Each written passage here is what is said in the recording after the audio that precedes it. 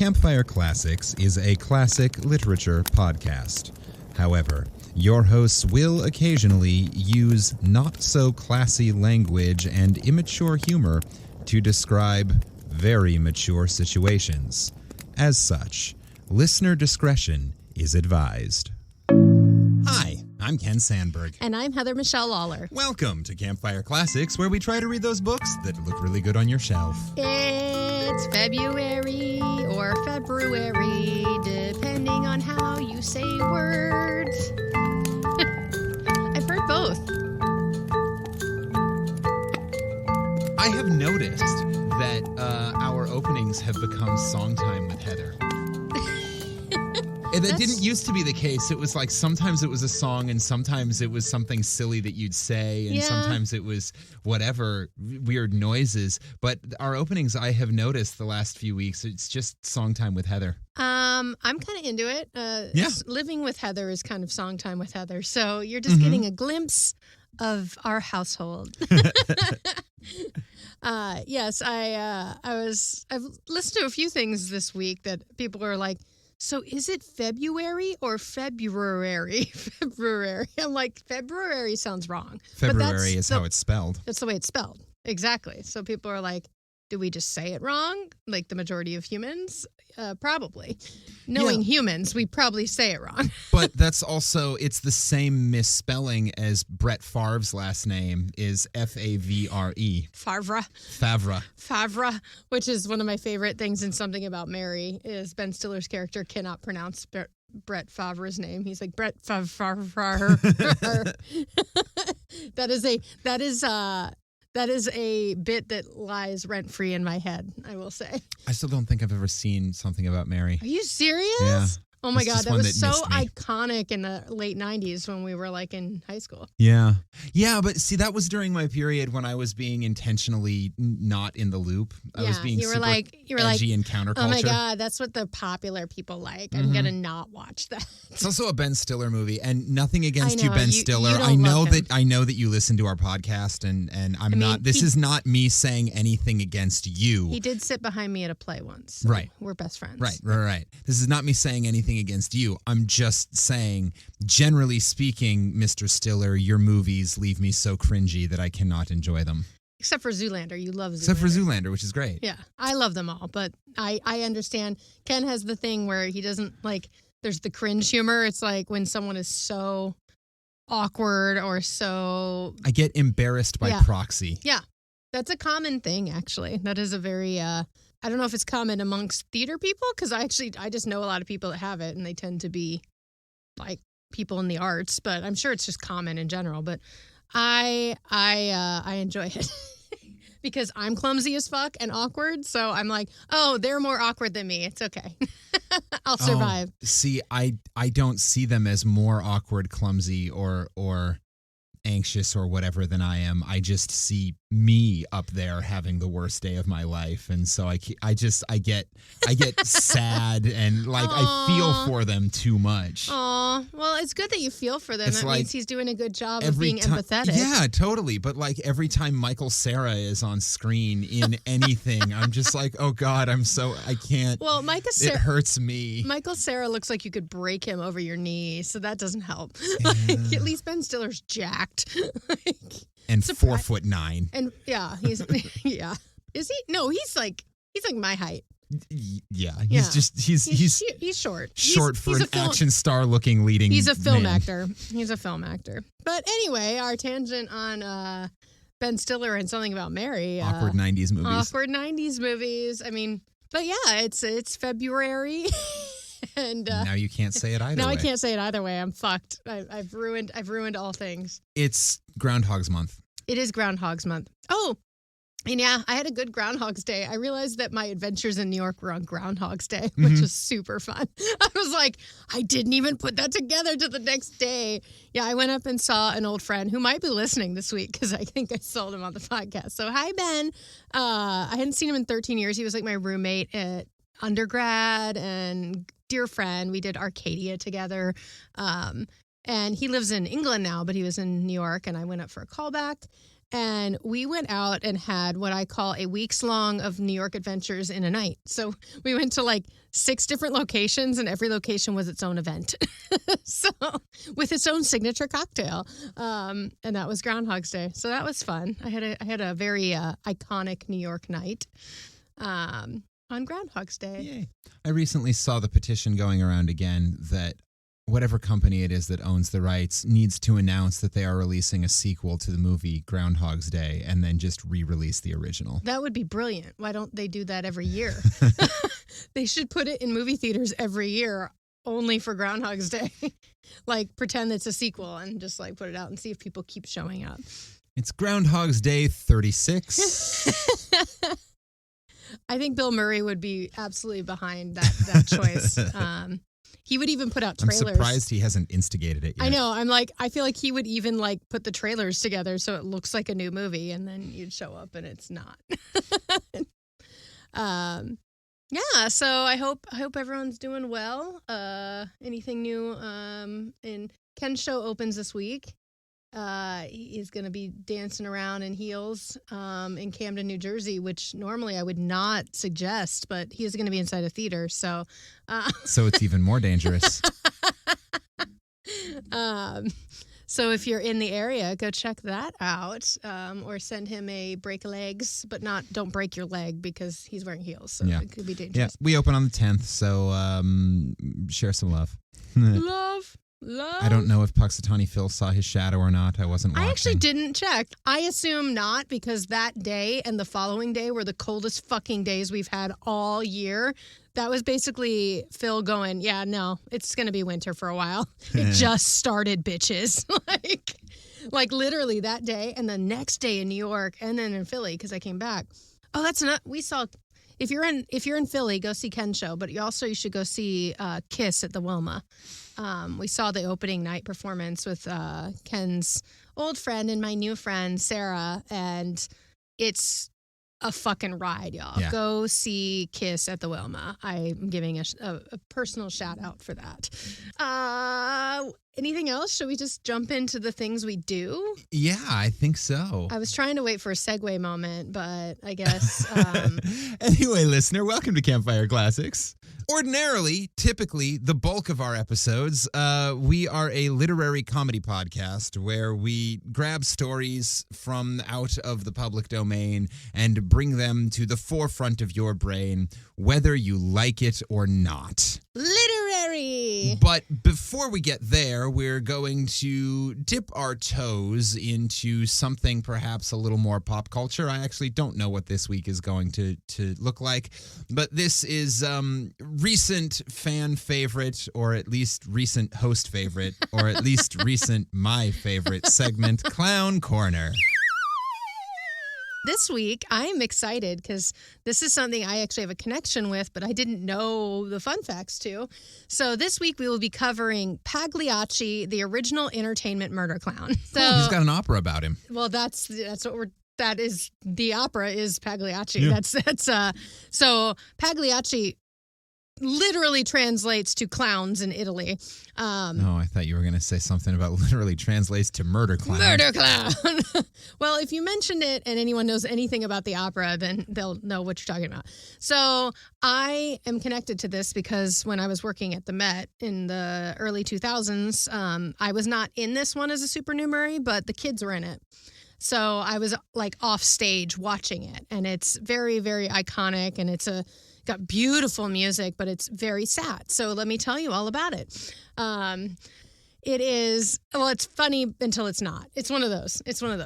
Sure, like most stage productions from ever. If they're done right. It should never just be sad the whole time, because that's fucked up. That's the theater I don't enjoy. Okay. So Pagliacci is an Italian opera it's a prologue and 2 acts, but it's actually just under 2 hours, which is very short for an opera. It's music and libretto by Ruggero Leoncavallo. That sounds right. Great. Pagliacci premiered at the Theater del Verme, or Teatro del Verme in Milan on May 21st, 1892. Hey, Italian listeners, how's she doing? So the composer was very not well known when this came out. This was like his premiere thing. But he listened to a opera called Cavalieri Rusticana, which I think is actually correct, by Pietro somebody. And I would just like to point out that she did this one to herself. I did, but it's so good. I did not give her any of these words. This is Italian, not French. We're okay. Okay. But if I do this with my hand, it's easier. Leon Cavallo.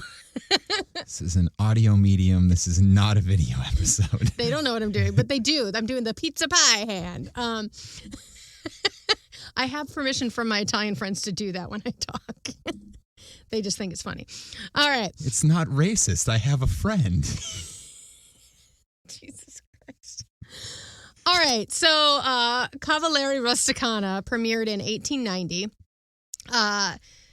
Leon Cavallo went to see this and was like, interesting. I'm going to write an opera. He's like an up-and-coming writer. I'm going to write an opera in response to this. So it was like the what happened next kind of thing. So he based the story of Pagliacci on an incident from his childhood. It was the 1895 murder of a family servant in his house who was killed by... an opera clown. No, not yet. Was killed by... Giantalo, and Luigi. Sure, I never trusted that guy. Yep. Luigi, bitches. The incident stemmed from a series of perceived romantic entanglements involving the servant and another woman in the village. And so Giantano and Luigi liked the same woman, so Luigi killed Giantano. So, the thing. He learned about it because his father was a judge and oversaw this criminal investigation. Okay.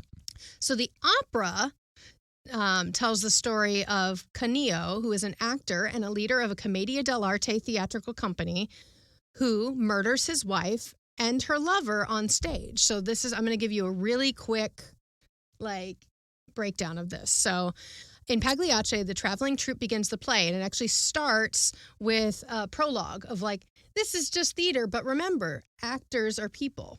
Things happen. It's kind of remember, yes, you're watching clowns. Actors aren't people. Every ad I've ever watched proves that. It says real people, not actors. Well, they do the opposite at the beginning of this opera, and they're like, just remember, yes, you're watching a joyous, Commedia dell'arte piece, but these are people in real life when they go off stage, and they have things going on. And then the play starts. So it's a play within a play.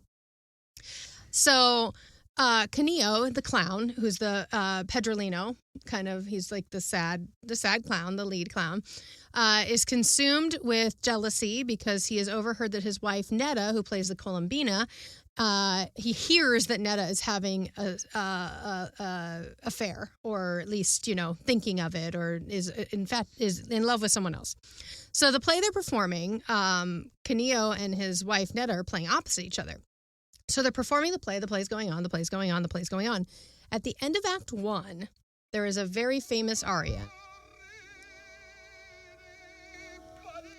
It says, laugh, clown, at your broken love.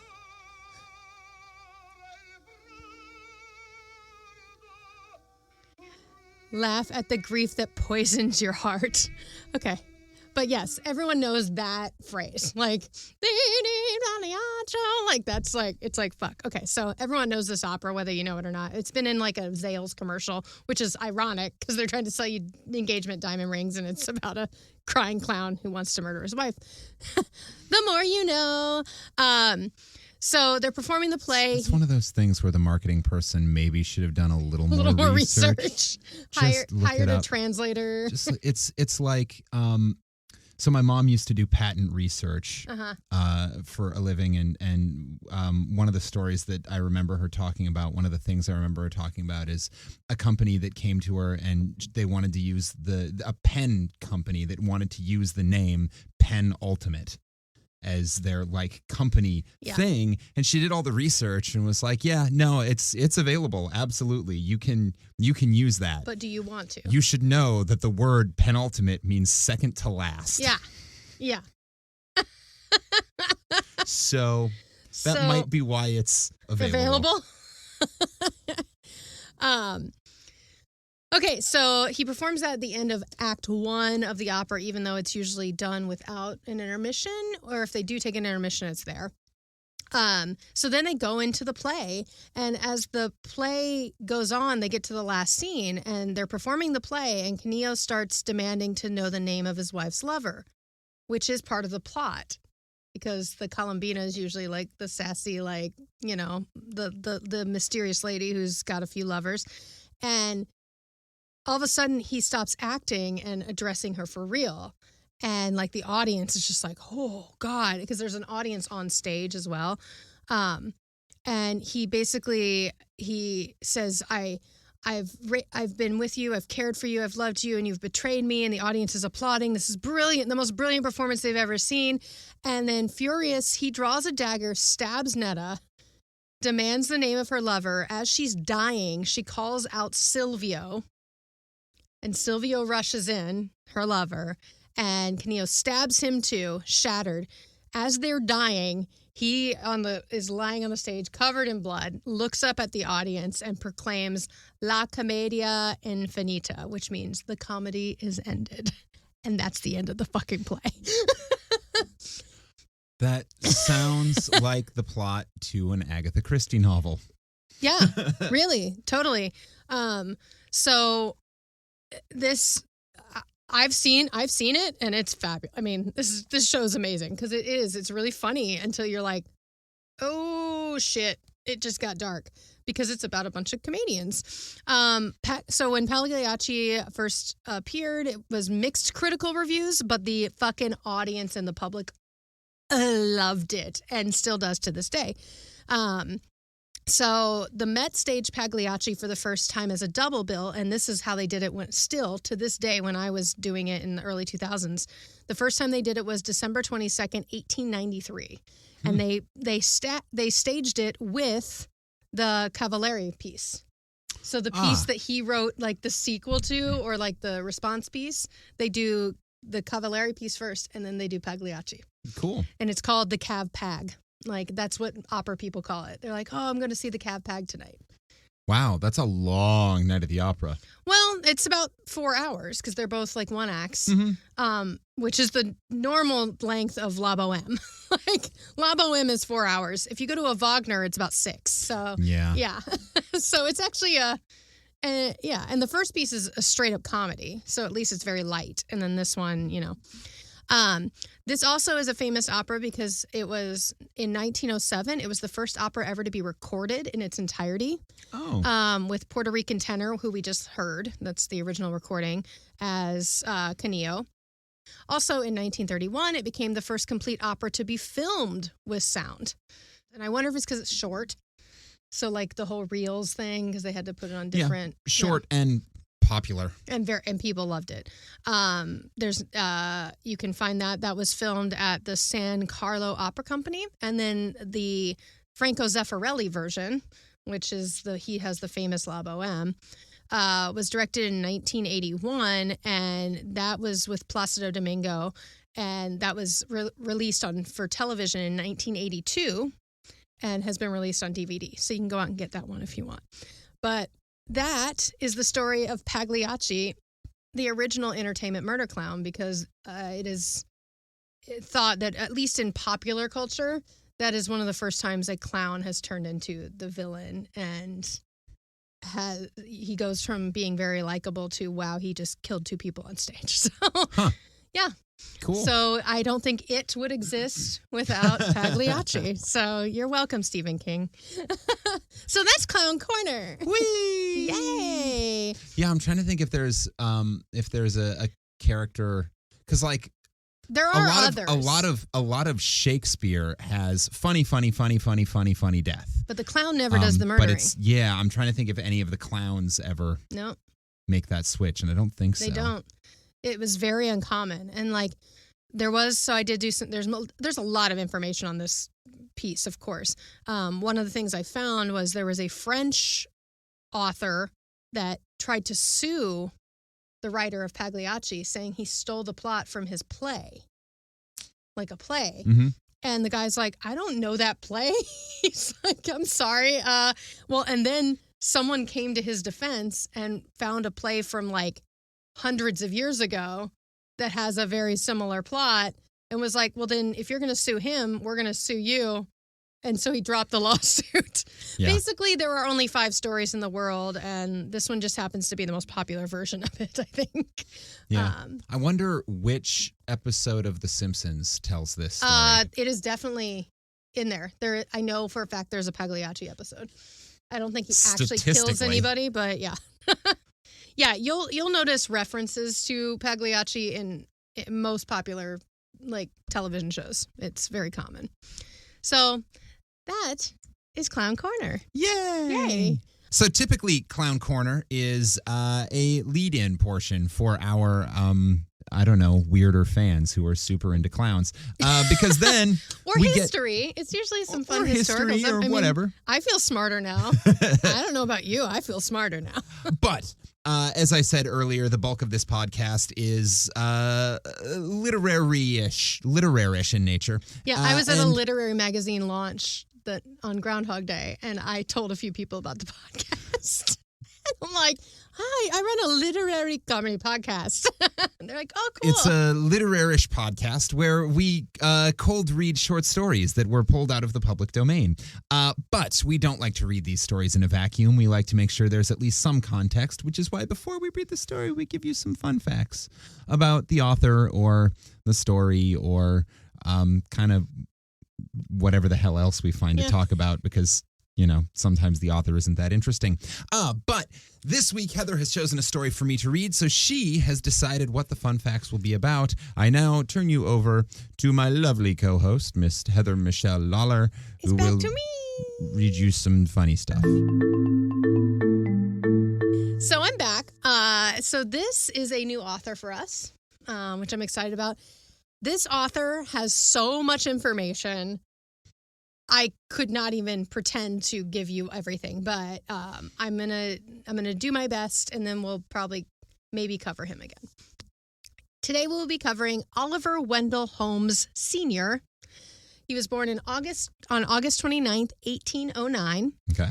And he's an American physician, poet based in Boston. His fame rests chiefly on his poems, and one of his famous books is the Breakfast Table book, which is a series of stories. His lighter verse had made him one of the leading American writers of familiar verse, so in poetry and what. Holmes is considered one of the fireside poets with other Boston literary elites such as Ralph Waldo Emerson, Henry Wadsworth Longfellow, those guys. Sure. Holmes was big in the literary world in the 19th century, and many of his works were published in the Atlantic Monthly, which is a magazine he named. Oh. So cool. He is the reason it's called that. For his literary achievements and other things, he was awarded numerous honorary degrees, et cetera, et cetera, et cetera. So he was also a very important medical reformer, because he was also a physician. In addition to his works as an author and poet, he served as a physician, a professor, a lecturer, and inventor, and although he never practiced, received a formal training in law. So, overachiever. So, a little bit about his upbringing. So, Holmes was born in Cambridge, Massachusetts on April 29th, 1809. Birthplace is a house just north of Harvard Yard, where he parked the car. So that's why he was an overachiever. Yeah. Really an overachiever. The car had not been invented yet, and he was already parking it there. He was parking the carriage at Harvard Yard. I parked the carriage at Harvard Yard. So from a young age, like many of our authors, he was small and had asthma. So he didn't play sports or anything. He was kind of, stuck in the house. So he wrote. Want to be famous? Develop asthma. Yeah. But he was known for being very precocious, too. Like, he got in trouble a lot. He was a very talented student, but he was often punished by his teachers for his talkative nature and habit of reading stories during school hours. He sounds like me.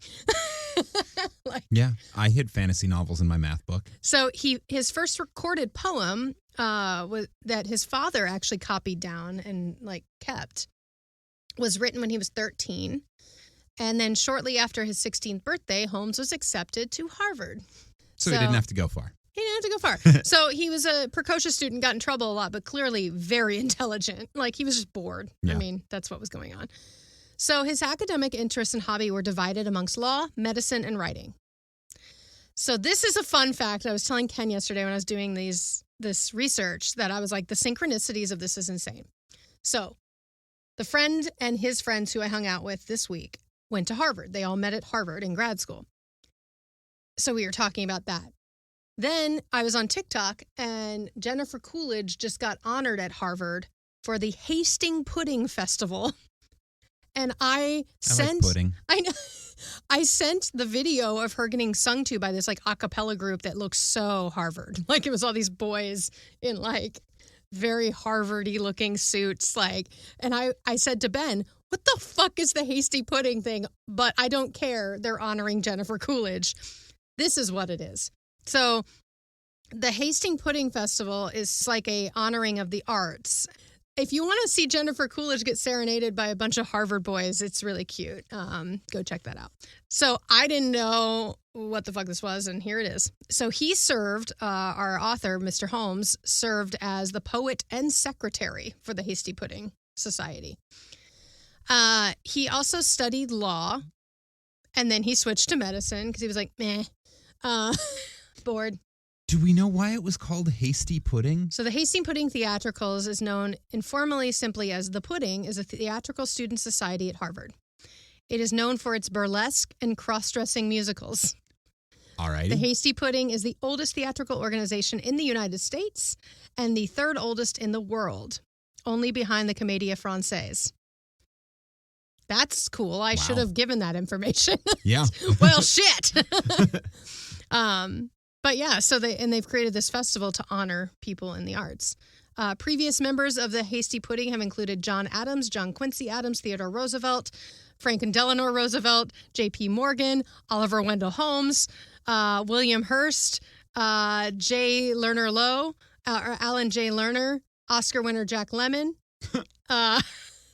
Rashida Jones. Okay, so cool. Amazing. And now we know. The more you know. Bling. So, weird synchronicity. So Holmes was the poet and secretary for that company. So he got bored with law. He switched to medicine. He was very dismayed. The reason he switched to medicine, he was upset with the painful and repulsive aspects of primitive medical treatment of the time. I found this funny because we always talk about shitty medicine in the 1800s. He despised and was like, this cannot be correct to practices such as bloodletting and blistering. So he went on to be a very active physician in finding humane approaches to medicine and, scientifically sound purposes of medicine. There's a whole, like I said, there's so much information on him. So. Sure. He came up with the idea that maybe if you're sick, the best approach is not taking all your blood away. So he was very formidable in that. And then in 1856, the Atlantic, or the Saturday Club, was created to launch and support the Atlantic Monthly. This new magazine was edited by Holmes's friend, James Russell Lowell, and the articles were contributed by many New England literary elites, like his friends, the Fireside Poets. And then his friend let him name the magazine. So the magazine became the Atlantic Monthly. Cool. He provided the name, but he also wrote various pieces, including the one we're going to read today was in that one. So he did that. Also, I believe if you remember at the beginning, I said he's also an inventor. In 1860, Holmes invented the In 1860, Holmes invented the American stereoscope. Do you know what that is? I bet you do. It's that thing you hold up to your eyes and you flash the pictures through. He invented that. Huh. So it's a 19th century entertainment which pictures were viewed in 3D. He later wrote an explanation for its popularity, stating there was not a wholly new principle involved with its construction, but it proves so much more convenient than any hand instrument in use. And it gradually drove all the rest of them out of the field. Rather than patenting the hand stereoscope, because he just decided, and profiting from its success, which was huge, he just gave the idea away. He went, "I'm good. I'm successful. I don't need it." He was just following in Tesla's footsteps. There you go. Which is last night when I saw that, I went, "Holy shit!" To this day they make those, but I definitely remember having one as a kid, and the things that look like cameras. Yeah, and you just put your eyes in and you click, you put the little circular thing in and you go through. Yeah, it's so cool. So he invented that.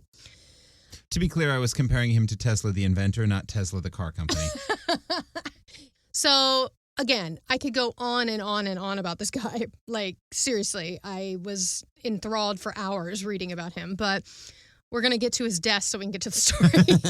So Holmes died quietly in 1894, October 7th, at home. His son, Oliver Wendell Holmes Jr., wrote, "His death was as peaceful as one would wish for those one loves. He simply ceased to breathe." His son would serve as a justice on the Supreme Court. Oh, holy shit. Yeah. So that's a whole nother... Huh. Yep. There's a whole nother thing we could go into, but we will not. So he was, again, Oliver Wendell Holmes was the leading wits of American literature. Though he is not well known as a short story writer, he did not write many brief pieces of fiction. I found one. So today you will be reading A Visit to the Asylum for Aged and Decayed Punsters by Oliver Wendell Holmes. It's from the Atlantic Monthly, and it was first published January 1861. Woo! Let's start this fire.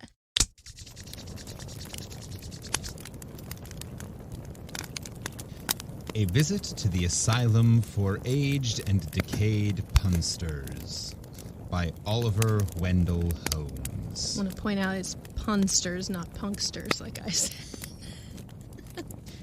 No relation to Punky Brewster. Oh, man, that's what I thought we were getting into. Visit to the Asylum for Aged and Decayed Punky Brewsters by Sherlock's cousin. Well, she is in her 50s now. Having just returned from a visit to this admirable institution in company with a friend who is one of the directors, we propose giving a short account of what we saw and heard.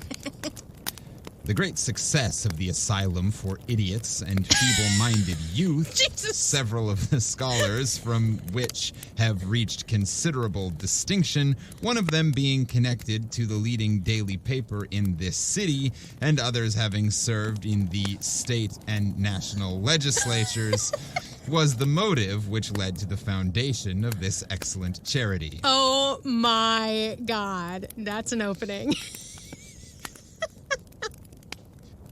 You should look up punster. Punster, a person who is fond of making puns. Okay, great. That's what I figured it would mean. Yeah. It's Scrabble points, it's worth 9. Hey, listener. An extra 20 points to the first person to email us and let us know when they have played punster in Scrabble. Yeah. Our late distinguished townsman Noah Dow, Esquire, as is well known, bequeathed a large portion of his fortune to this establishment, being thereto moved, as his will expressed it, by the desire of endowing some public institution for the benefit of mankind. Being consulted as to the rules of the institution and the selection of a superintendent, he replied that all boards must construct their own platforms of operation. Let them select anyhow, and he should be pleased. N.E. Howe, Esquire, was chosen in compliance with this delicate suggestion. He got put in charge of his own school. No. So this guy leaves this guy, Noah Dow, leaves a bunch of land to become an asylum. Yes. And the people ask him, who do you want to run it? Yeah. And he said, I don't know, pick anyhow you want. And a guy named N.E. Howe Esquire was chosen.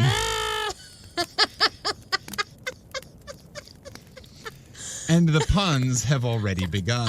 I have a feeling this story is going to be ridiculous. Oh my God. Right. Wow. That's fucking hilarious. The charter provides for the support of 100 aged and decayed gentlemen punsters. On inquiry if there were no provision for females, my friend called my attention to this remarkable psychological fact. Namely, there is no such thing as a female punster. Lies! Lies I call sexism. No, there's no such thing as sexism in healthcare. Yeah, definitely not. Definitely not. This remark struck me forcibly, and on reflection, I found that I never knew nor heard of one. Though I have once or twice heard a woman make a single detached pun, as I have known a hen to crow. So women pun, they're just not excessive. Not punsters. They're not like, they have better things to do in their life than come up with stupid puns and dad jokes. Yeah. Okay, that makes sense. That's why they're called dad jokes. Yeah. Yeah. Not mom jokes. Not mom jokes. Mom jokes are a whole different thing. On arriving, what would a mom joke be?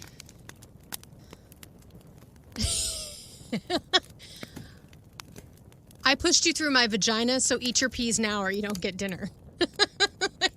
Like something along that. My mom, there's a lot of guilt. I don't like mom jokes. Mom guilt. They seem aggressive. And not terribly funny. Do you want to go to the movie tonight? Then eat your fucking steak because I made it with my own hands and I gave birth to you. Like that. That's a mom joke. All right. Hey, listener. Also, shoot us an email after you use Punster and Scrabble or before. I don't care about the order. Do your life the way you want. Your life. Shoot us an email and let me know how your mom jokes are coming. Send us your best mom joke.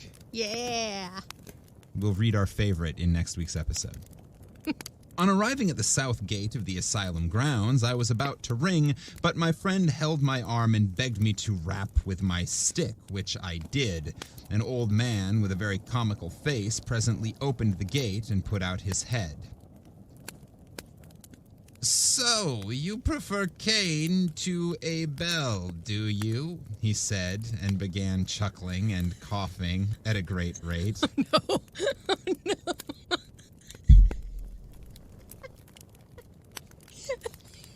Cain to Abel? Yeah. You prefer Cain to Abel?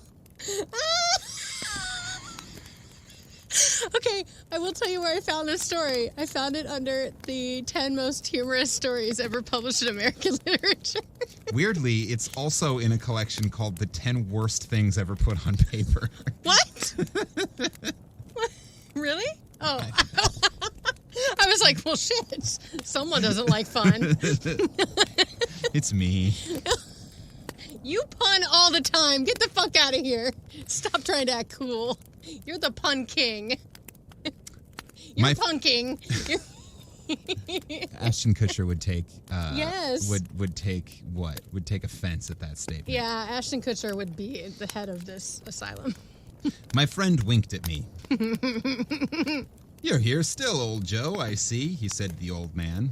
Yes, and it's very odd considering how often I've bolted nights. He threw open the double gates for us to ride through. Now, said the old man as he pulled the gates after us, you've had a long journey. Oh, why, how is that, old Joe? Asked my friend. Don't you see, he answered. There's the east hinges on the one side of the gate. There's the west hinges on the other side. Ha, ha, ha.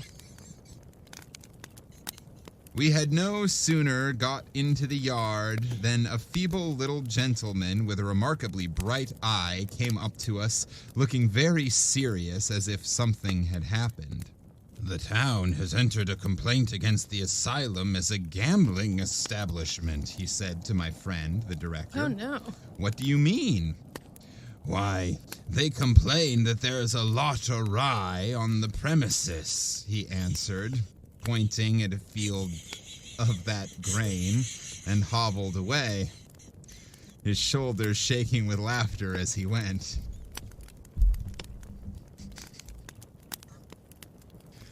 Heather can't breathe, so I'll be pausing a minute before continuing.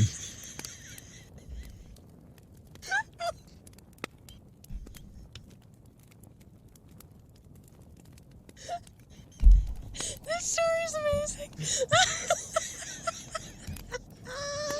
Oh my god. I'm crying. It started. Okay. We got a long way to go. Okay, let's go. So far, it feels like a stand-up routine. It feels, or like a check-off one act. Yeah. Yeah. On entering the main building, we saw the rules and regulations for the asylum conspicuously posted. I made a few extracts which may be interesting. Oh, God. Section 1 of verbal exercises. 5.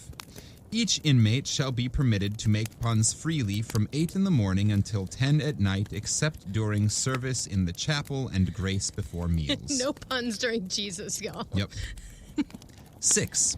At 10 o'clock, the gas will be turned off, and no further puns, conundrums, or other play on words will be allowed to be uttered or to be uttered aloud.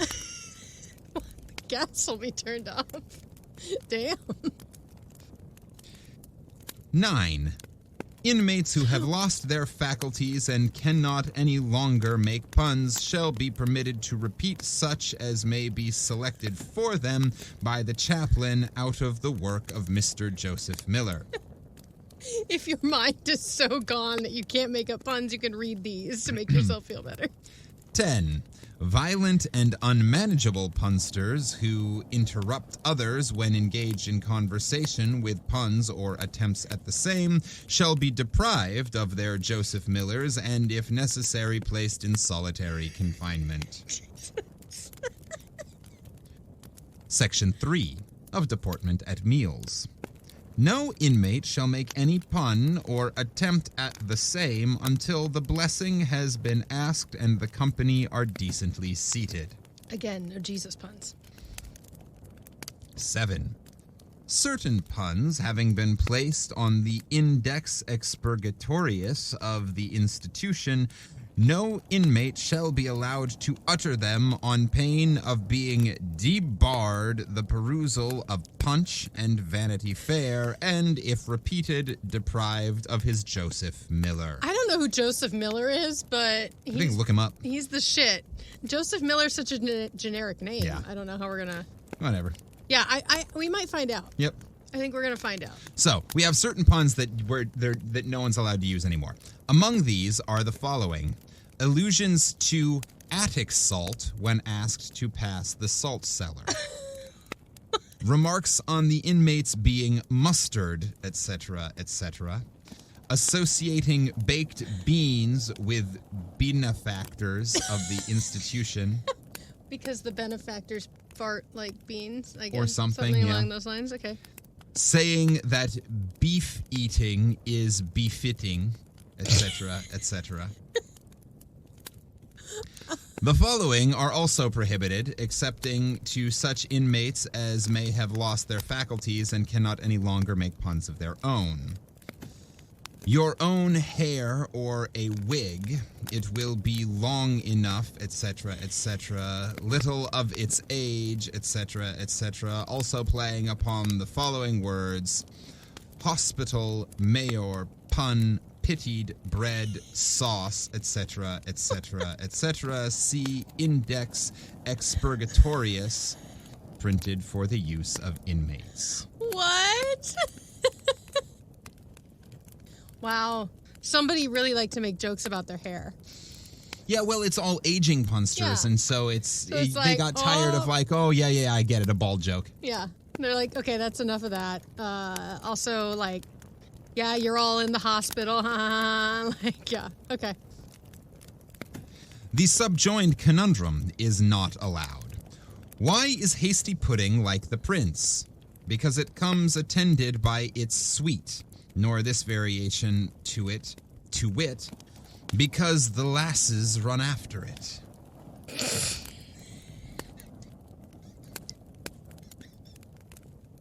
I'm glad we looked up hasty pudding. Yeah.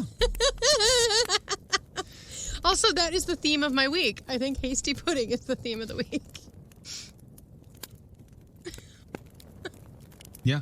Or Harvard. I want pudding. Harvard. I mean, Harvard is the theme of the week, but like, I want pudding. we can make some pudding. We'll get some snack packs. Now bring me some figgy pudding and bring some right here. Okay. I won't go until I get some. Okay. The superintendent who went round with us had been a noted punster in his time and well known in the business world, but lost his customers by making too free with their names, as in the famous story he set afloat in 29 of 4 Jerrys, attaching to the names of a noted judge, an eminent lawyer, the secretary of the Board of Foreign Missions, and the well-known landlord at Springfield. One of the 4 Jerrys, he added, was of gigantic magnitude. The play on words was brought out by an accidental remark of Solomon's, the well-known banker, capital punishment, with reference to the guilty parties. He was understood as saying, the capital pun is meant, instead of capital punishment. Yes. Which led to an investigation and the relief of the greatly excited public mind. Yes. Jesus Christ. Oof. Oh, I think I'm going to need a break in this story. This is a lot. It's hilarious. This is a lot. This is Shakespearean rapidity of pun. Yeah. The superintendent showed some of his old tendencies as he went round with us. Do you know, he broke out all at once, why they don't take steps in Tartary for establishing insane hospitals? We both confessed ignorance. Because they were a nomad people to be found there.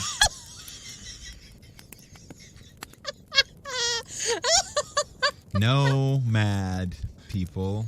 I always say I'm a nomad. But let's be real, I'm both mad and a nomad. There were nomad people to be found there.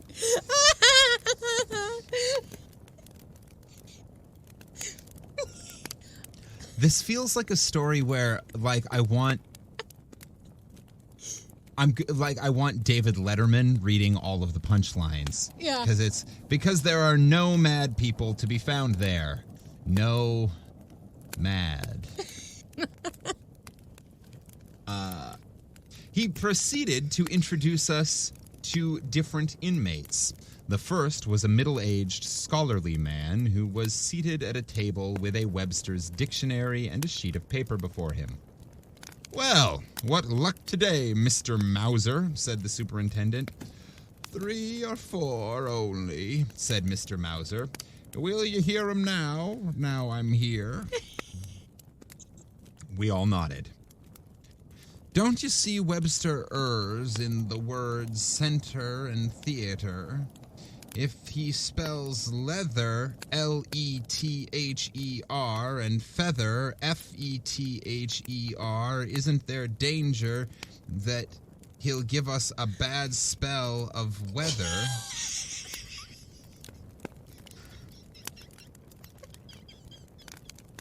A bad spell of weather.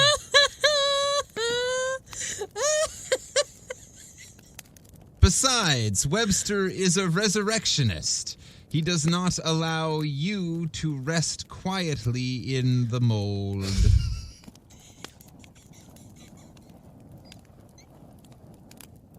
That's mold, M-O-U-L-D. Yeah, dear this is listener. one I highly recommend pulling up a copy of the story to read along with. Because we'll read it, but you're going to want to see some of the spelling. And again, because Mr. Worcester inserts an illustration in his text, is that any reason why Mr. Webster's publishers should hitch one on in their appendix? That's what I call a Connecticut trick. Connecticut. Connecticut trick. Woof. Oh, that one's not your best, sir. Why is his way of spelling like the floor of an oven? Because it is underbred. No bread jokes! No bread jokes! It's on the rules. Mauser, said the superintendent, that word is on the index. I forgot. Please don't deprive me of Vanity Fair this one time, sir. These are all this morning. Good day, gentlemen. Then to the superintendent, adieu, sir. This is Adieu. amazing.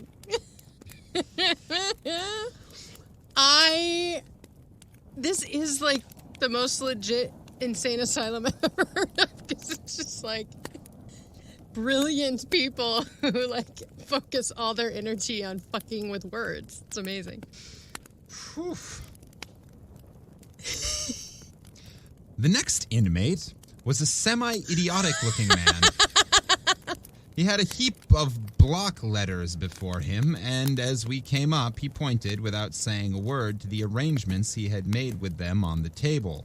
They were evidently anagrams and had the merit of transposing the letters of the words employed without addition or subtraction. Here were a few of them. Times, smite. Post, stop. Tribune, true nib. World, Dr. Owl. Advertiser, res veri dot, is true. Read. Allopathy, all of the pay. Homeopathy, oh my, pa!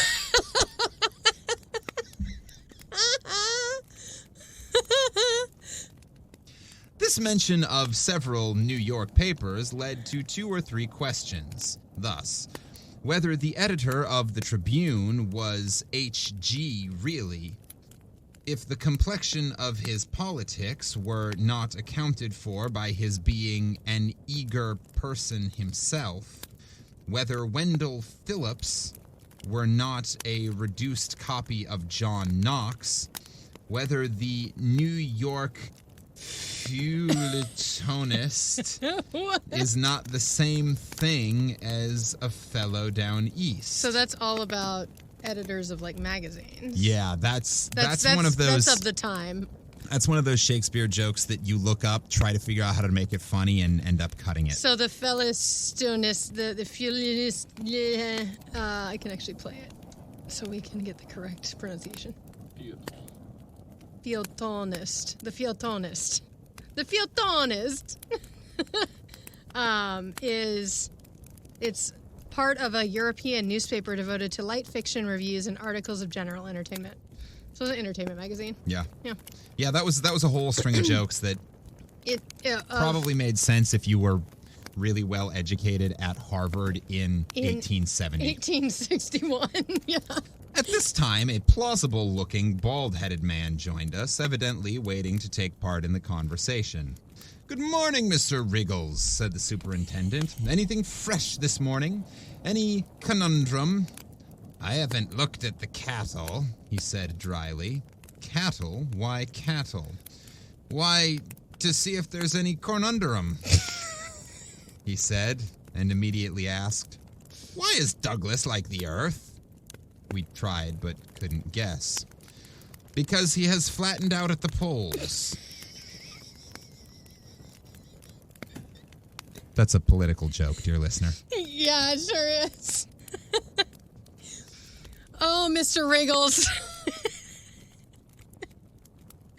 Oh, a famous politician formerly, said the superintendent. His grandfather was a secessionist. Secessionist.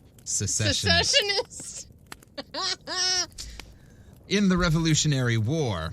By the way, I hear the Frizoil doctrines. Frizoil? Frizoil. Again. Frizoil? Doctrines don't go down at New Bedford. And that's the actual insane asylum. The next inmate looked as if he might have been a sailor formerly. Ask him what his calling was, said the superintendent. The superintendent is a fucking, like, instigator. He is the instigator of all of this. Okay, ask him what his calling was. Okay. Followed the sea, he replied to the question put by one of us. Went as mate in a fishing schooner. Why did you give it up? Because I didn't like working for two masters. A sailing joke. Two masters. Masters. Oh, Lord Almighty. Presently, we came upon a group of elderly persons gathered about a venerable gentleman with flowing locks who was propounding questions to a row of inmates. Can any inmate give me the motto of M. Burger? He said. Nobody responded for 2 or 3 minutes. At last, one old man, whom I at once recognized as a graduate of our university, anno 1800, held up his right hand. Rem acute tetigit. Go to the head of the class, Jocelyn, said the venerable patriarch. The successful inmate did as he was told, but in a very rough way, pushing against 2 or 3 of the class. How is this? Said the patriarch. You told me to go up Jocelyn, he replied.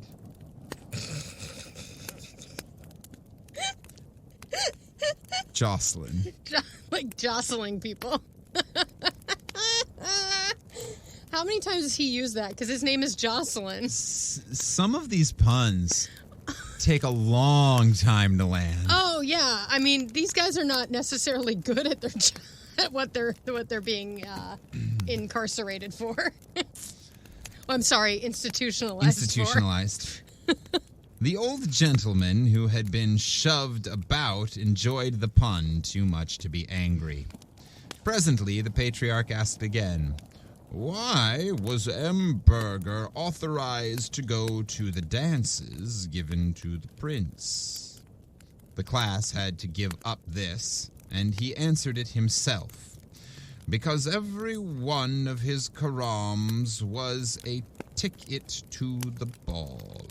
I don't know what a karam is. I don't either. Let's look it up. Karam board. Oh, it's a game. You've seen it.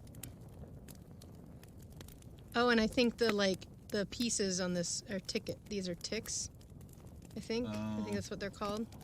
Took long. That's why no one got that one. That one goes way. That one's like he thought about Deep that cut. one for way too long, and it just did not pay off.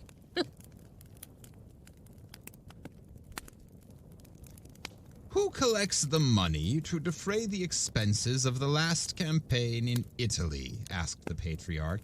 Here again, the class failed. The war clouds rolling done, he answered. And what is mulled wine made with?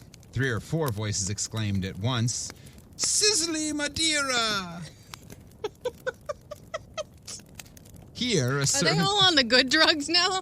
I feel like they all just dropped some mushrooms. Like they all had breakfast, and they definitely put some micro doses of like the good shit in there. So they're all just like coming to the like, we don't even make sense anymore, but It doesn't matter. We can all be drunk and dumb. Here a servant entered and said, luncheon time.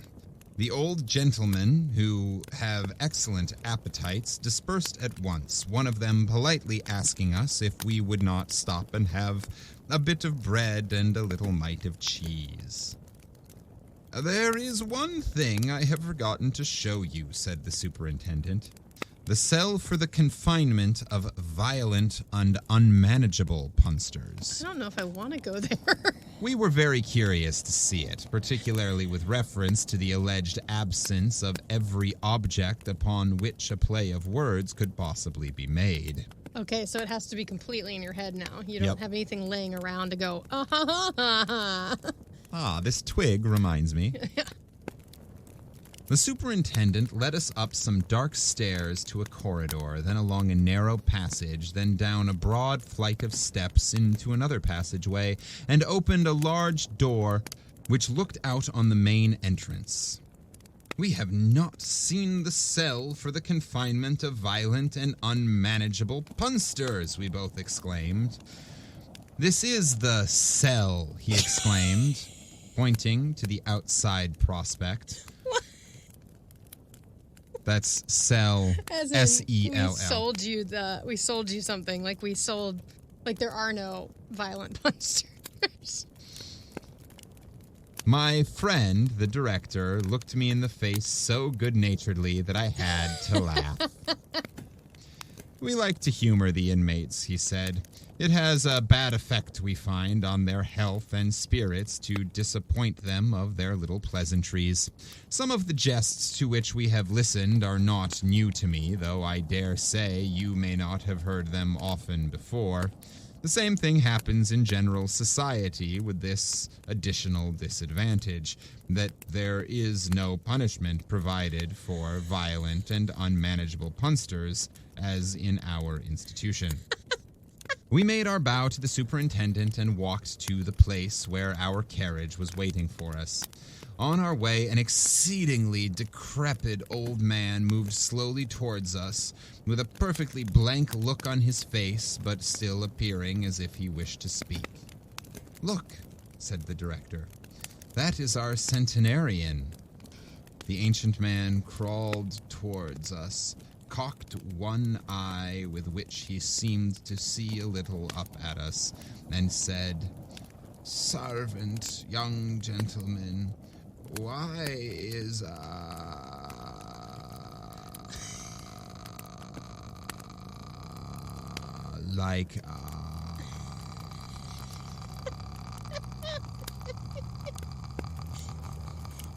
give it up, because it's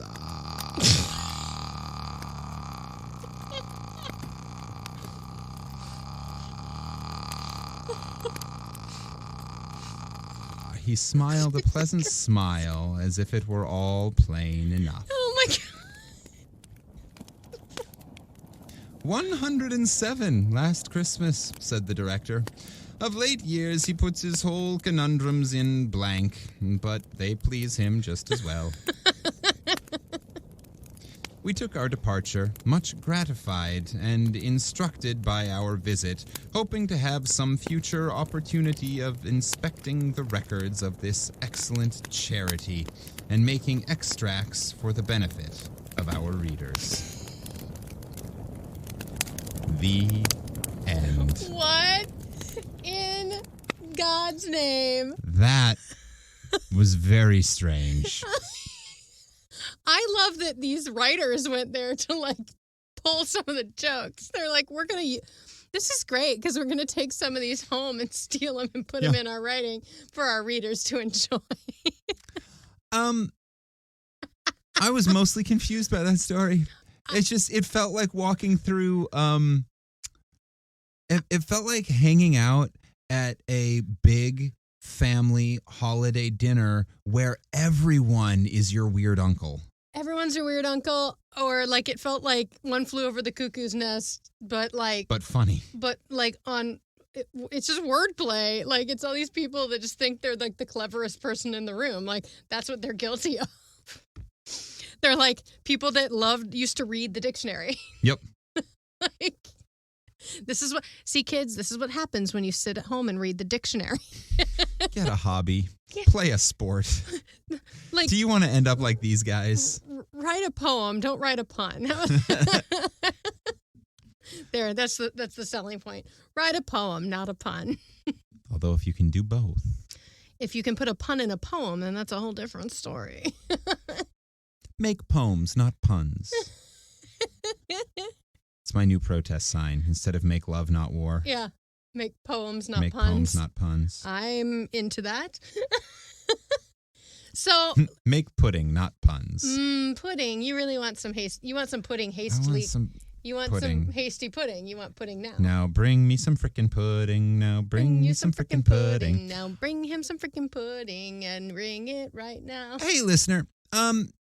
I'd be curious to know if you did read any portion of that along with us, or if there were some puns that you were able to pick up on listening to that I couldn't figure out while reading. Could you point them out to us? Because I'm genuinely confused by several of them. I will say they were clearer at the top of the story, and they became more and more obscure and crazy, or like... unintelligible as the story went on. I don't know if that was on purpose to feel like you're getting sucked into this, in Asylum. That last one reminded me of one of my favorite funny. jokes. Yeah. Tell it. So there are two whales swimming in the ocean, and the first whale says to the second whale,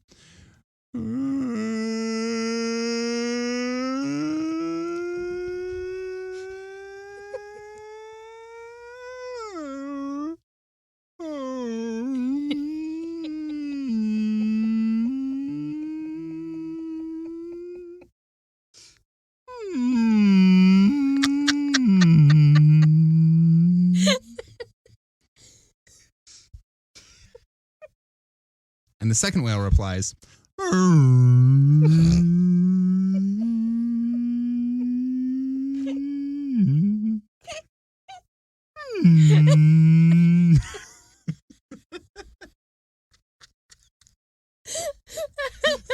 What's the punchline? Oh, you didn't get it? Let me try again. Fuck off. So the first whale says, fuck off. Get out of here.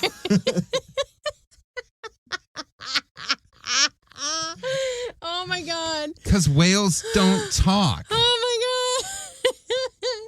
You and the centenarian would get along very, very well. Oh my God. Oh, this episode was absurd. I loved it. We went from opera singing murder clowns to inventors of the Pictionary thing and hasty puddings, and now we are at whale jokes. I loved it. I thought Moby it was Dick jokes. Nah. It's the only dick joke we got in this episode. Is that the only dick joke? Yep. Oh my God. Moby Dick jokes. Wow. I don't think we had any sex jokes either. No, not really. There wasn't much. The jokes, the story was a joke. The story was a stand-up routine. Long, really bad running pun. Yeah. And it was a bunch of weird old men. It wasn't easy to squeeze in. I will say. It wasn't easy to squeeze in sex. Squeeze in the sex, yeah. Yeah, being in an old person's asylum doesn't make me automatically go to sex jokes. Yeah.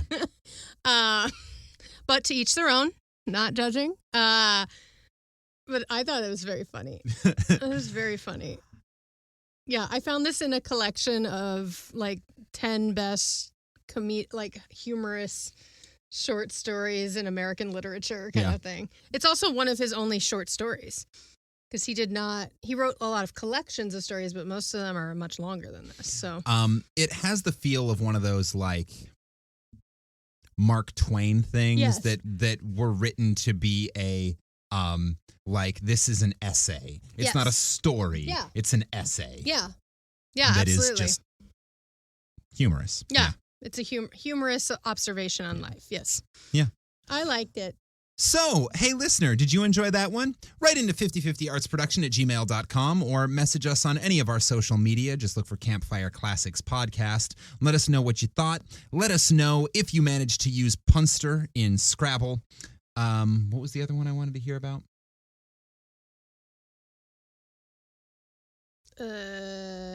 Punster and Scrabble. I don't remember. Let us know about that other thing that I asked you to do for us. You know what I'm talking about. Yeah, you do. And for our gold and platinum level listeners, that third thing that you heard in there, secretly embedded, that was just for you. Yeah, let us know about that too. Tell us all about it. Stud.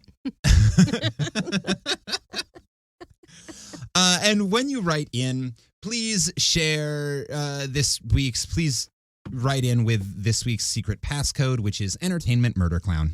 Entertainment Murder Clown. Hold up your launcher. That's everything I got. Anything from you? No, I think that's it. All right. Then until next week, this has been Campfire Classics, where we try to read those books that look really good on your shelf. I don't know what to say after all that. Ask for me tomorrow, and you shall find me a grave man.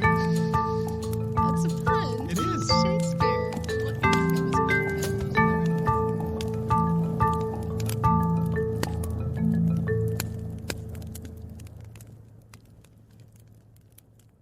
Now is the winter of our discontent, made glorious summer by the son of York.